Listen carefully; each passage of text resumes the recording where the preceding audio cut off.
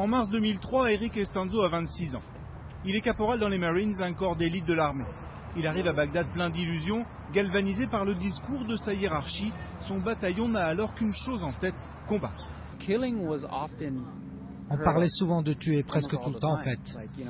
On se disait, j'ai hâte de tuer quelqu'un. Pourquoi pas, on est des Marines. On nous envoie en Irak, on fait ce qu'on nous demande de faire. Il nous faut du sang sur les mains. Mais très vite, Eric doute. Et si cette guerre ne servait à rien?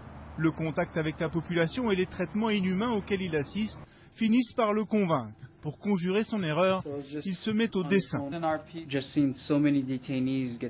J'ai vu tellement de prisonniers passer dans cette prison. C'était pas de l'entraînement, là c'était pour de vrai.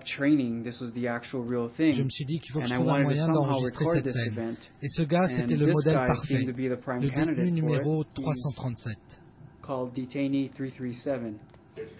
Eric, comme plusieurs centaines d'autres vétérans d'Irak, sont venus témoigner d'une guerre et d'une occupation qu'ils jugent injuste. Art, originaire du Texas, reste traumatisé par son expérience. Soldat dans les rues de Fallujah, il est devenu quelqu'un d'autre. J'ai vu un gosse se saisir d'une pierre. J'ai levé mon arme et j'ai visé ce gamin. À ce moment précis, s'il avait jeté cette pierre, je lui aurais tiré dessus. C'est fou, qui j'étais devenu.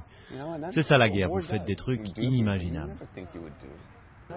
Simple GI ou capitaine comme Luis Carlos Montalvan, difficile de sortir indemne d'un conflit pareil. Luis est tombé dans une embuscade, il en garde des séquelles physiques, mais souffre surtout de graves troubles psychologiques qui l'obligent à prendre plusieurs dizaines de pilules par jour. Ils m'ont lacéré à plusieurs reprises avec leurs couteaux. Il y a eu une lutte au corps à corps et finalement je leur ai tiré dessus. Le premier est mort sur le coup. Le second s'est enfui en titubant.